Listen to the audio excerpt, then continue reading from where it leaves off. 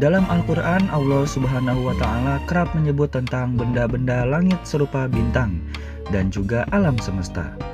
Namun demikian, Al-Quran menyebutkan salah satu fungsi penciptaan bintang ternyata sebagai pelontar setan.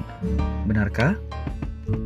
Allah Subhanahu wa Ta'ala berfirman dalam Al-Quran surat Al-Mulk ayat 5 yang berbunyi, "Sesungguhnya kami telah menghiasi langit yang dekat dengan bintang-bintang dan kami jadikan bintang-bintang itu sebagai alat-alat pelontar atau pelempar setan." Profesor Quraish Shihab dalam kitab Tafsir Al-Misbah menjelaskan terdapat 3 hal sebagai fungsi bintang-bintang, yakni bintang-bintang hanya dijadikan Allah sebagai hiasan langit, pelontar setan, dan sebagai petunjuk arah bagi manusia. Hal itu sebagaimana Profesor Quraish Shihab kutip dalam kitab kumpulan Sahih Bukhari. Atas dasar itulah, jika ada yang memfungsikan bintang selain dari ketiga hal tersebut, fungsi itu harus dilihat kesesuaiannya dengan prinsip-prinsip agama. Dahulu, orang percaya bahwa bintang-bintang dan benda-benda langit adalah dewa-dewa yang mempunyai pengaruh pada bumi dan isinya. Kemudian, para peramal membuat semacam peta bagi setiap orang yang sesuai dengan posisi bintang-bintang saat kelahirannya. Sebab, menurut mereka, posisi-posisi bintang dapat mempengaruhi sifat dan pembawaannya, bahkan menentukan peristiwa-peristiwa yang dialaminya, serta menentukan pula saat kematiannya. Selain itu, masyarakat Arab pada masa jahiliyah menurut dia mempercayai hal ini. Ketika Islam datang, Islam tidak merestui pendapat tersebut.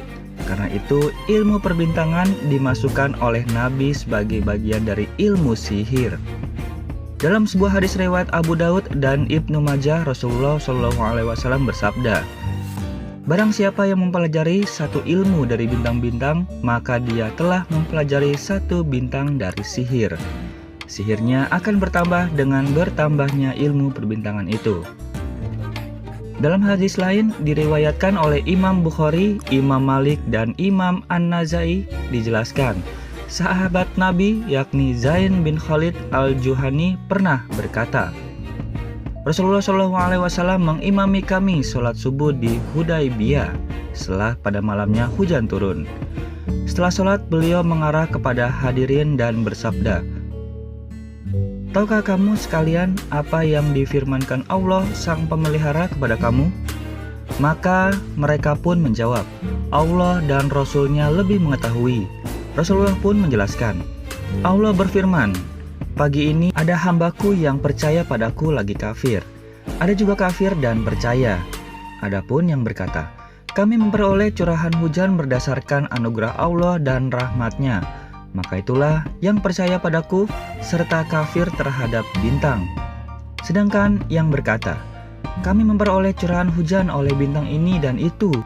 Maka itulah yang kafir padaku dan percaya pada bintang."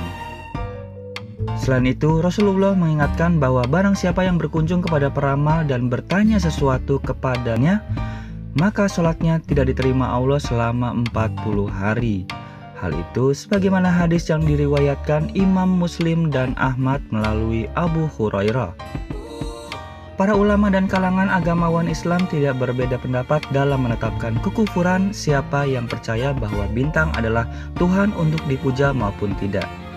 Mereka juga bersepakat bahwa kufur hukumnya bagi yang mengajukan permohonan kepada bintang. Adapun yang mempercayai bahwa aktivitas manusia sangat dipengaruhi oleh bintang-bintang sangat tidak direstui dalam Islam. Meski ulama tidak menilainya sebagai sebuah kekufuran, hal itu merupakan suatu kemungkaran dan kebodohan yang seharusnya tidak menyentuh seorang muslim. Dalih bahwa potensi bintang-bintang dalam melahirkan peristiwa terjadi jika memenuhi sekian syarat tertentu tidak mengurangi pandangan negatif ulama dan pemikir Islam terhadap astrologi dan peminat-peminatnya.